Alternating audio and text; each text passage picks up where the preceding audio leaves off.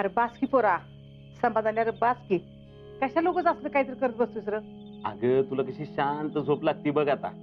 तसं नाही रे पोरा. अरे तू पण थकून भागून येतोयस, त्यात आणि माझी कशाला उस्तवारी करत बसतोयस. अगं काय बी कसं बोलतीस ग जीजे. अगं तेल चोळता चोळता 2 घटका का होईना तुझ्यावर गप्पा मारता येतात का नाही मला. मग तेवढं नाहीतर रोजचं आपलं चालूच असतंय की.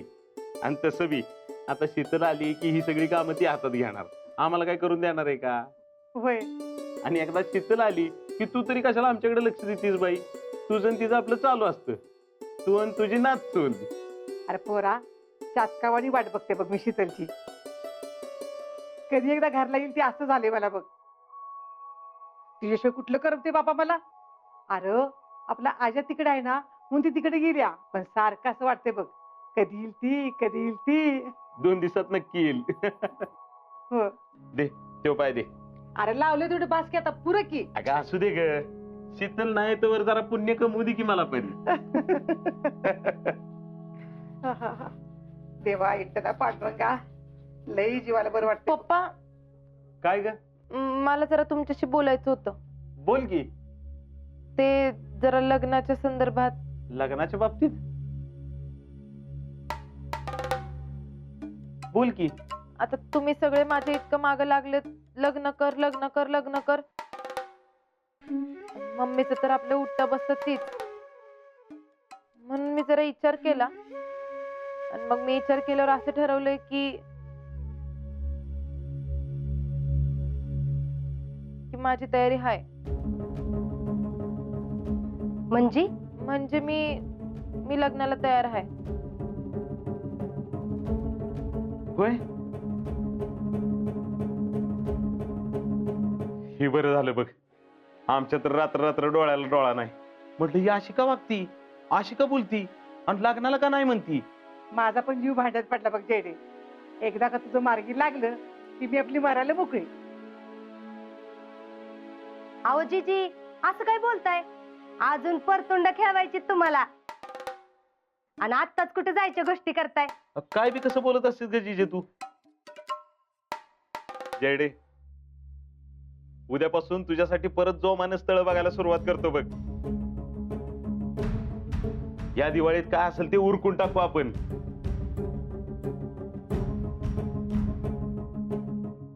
पप्पा, स्थळ बघायची गरज नाही. तुम्ही बघितलेल्या मुलांपैकी एक जण आवडलाय मला. मी बघितलेला? वय कोण ग? होय रे समाधान्या, तुमचं स्थळ बघून पण झालं वय.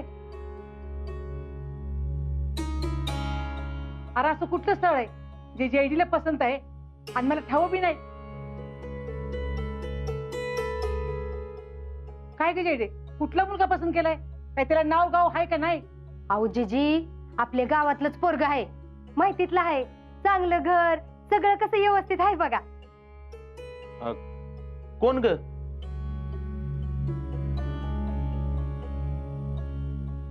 पप्पा, हर्षवर्धन देशमुख. काय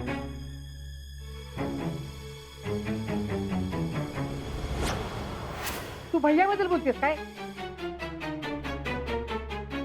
का दुसरा कुणी हर्षवर्धन देशमुख आहे? नाही नाही जीजे, त्योच आहे त्यो. ह्योच? आणि तू कधी गेला रे त्याच्या घरी स्थळ बघायला? अगं आम्ही गेलो नव्हतो, ते चालते आपल्याकडं. आणि हे दोघ जण तिकडे जाऊन परस्पर नकार बी देऊन आले. होय रे समाधान्या, खरं आहे का? होय, खरंच आहे. काय म्हणाव पुष्पा तुला? समाधान्या, अरे काय रे हे एवढं सगळं रामायण झालं, मला एका शब्दात नाही सांगितलं. जीजे सांगायचं काय, कसं आहे की म्हणजे त्यांना नाही म्हणून सांगायचं ही माझ्या डोक्यात क्लिअरच होतं. त्याचं शीतल बरोबर मोडलेलं लग्न आणि त्याच्यानंतर त्यानं काय काय केलं हे सगळं आपल्याला माहितच आहे की. म्हणून त्याला नाही सांगायचं ही माझ्या डोक्यात पक्क होतं, म्हणून मी नाही सांगून टाकलं. आता जीजे मला सांग, मी तुला सल्ला विचारला असता तर तू तर काही वेगळा सल्ला दिला असतास ग. आता हो, प्रत्येक वेळेस साडी अडचणी आल्यात त्याला जबाबदार तेच आहेत असं कसं म्हणता? अगं नाही, अगं तसं नाही. बरं ती जाऊ दे. जयडे, तू तरी सांग मला, आपली आणि त्यांची बरोबरी होऊ शकते का ग? अहो पप्पा, आपण कुठे गेलोय त्यांच्याकडे स्थळ घेऊन? उलट ते चालत आपल्याकडं, म्हणजे ते आपल्याला त्यांच्या बरोबरीच समजतात ना. आणि आता चुका कोणाकडनं होत नाहीत, मग मी बी लग्न करून माती खाल्लीच की. पण तुम्ही माझ्या चुकांवर पांघरून घातलंच ना, मला माफ केलंच ना तुम्ही, मग मग त्यांना का नाही माफ करत आहे आता आपण? अगं तसं नाही जयडे, आपलं वेगळं त्यांचं वेगळं पडतंय. अहो पप्पा, आपण मला एक सांगा, त्यांच्यात नाकारण्यासारखं असं काय आहे?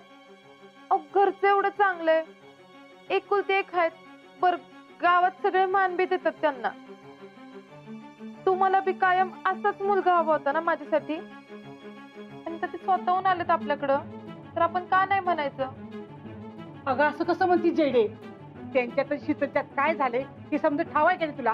अगं मग असं असताना कशाला आपण ईशाची परीक्षा घ्यायला पाहिजे? अगं जीजे, आता झालं की ते. अहो ते दोघं विसरले बी असते ते सगळं. होय, उगीच कशाला मागचं उट्ट काढत बसायचे? झालं गेलं गंगेला मिळालं म्हणूया ना, आपण बी पुढचं बघूया. आणि पप्पा, समजा शीतललाच काय प्रॉब्लेम नसेल माझ्या लग्नाशी तर? अगं असं कसं म्हणती जयडे? आता पै पाहुणं झालं की घरला येणं जाणं सुरू झालं. त्याची घरचा जावाई, ती सून, मग भांड्याला भांड लागायला असा किती वेळ लागेल सांगू बघू बरं? आपल्या संसारात सुखासुखी कशाला काहीतरी उगाच. नाही, नकोच ती. हे बघा, हे असं असतं तुमचं. आधी म्हणायचं सगळं तुझ्या मतानुसार होऊ देत, मग वेळ आली की मग स्वतःची घोडी पुढे दामटायची.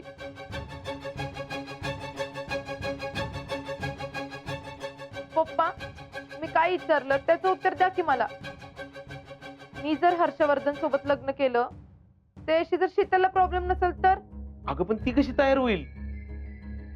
अहो ती काय विचारते तुम्ही काय बोलताय? अगं तसं काय झालं तर माझी काय हरकत असणार आहे?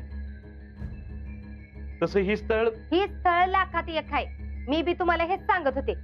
तुम्ही चुकत घाई केली. अजिंक्य आणि शीतलचं जे काय वाद होतं त्यांच्या बरोबर, त्याला झाला जमाना. आता ते एवढं स्वतःहून स्थळ घेऊन आल्यात म्हणल्यावर त्यांचा बी काहीतरी विचार असेलच की.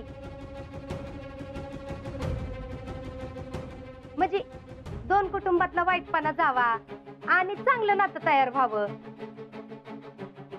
आता ते जसा विचार करतात तसा आपण बी करून बघू की. वय पप्पा, अहो मी स्वतः शीतल संग बोलले, तिला सगळं सांगितलं, सगळं म्हणजे सगळं, कोण पोरगा आहे काय आहे. आणि ती म्हणली की तुम्हाला जर आवडला असेल आणि तुम्हाला करायचं असेल तर माझी काहीच हरकत नाही. असं म्हणते ती? हा तर मग? अगं शीतल अशी कशी म्हणली? नक्की ना?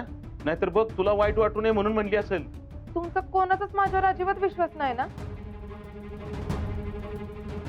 फक्त शीतलवर आहे ना? मग तिच्याच तोंडून ऐका, खोटं वाटत असेल तर. पण जर ती पण लग्नाला तयार आहे म्हणली तर मग तुम्ही काय म्हणणार? अगं असं काय असेल तर माझी काय हरकत नाही बघ. म्हणजे तुझी पसंती असेल आणि शीतलला जर काय प्रॉब्लेम नसेल तर मग काय?